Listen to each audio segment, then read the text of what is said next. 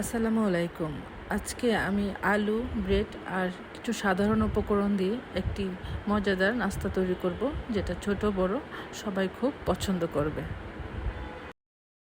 এভাবে বানিয়ে বাচ্চাদের টিফিন হিসেবেও আপনারা দিতে পারেন, অথবা বিকালের নাস্তা হিসেবেও খেতে পারেন।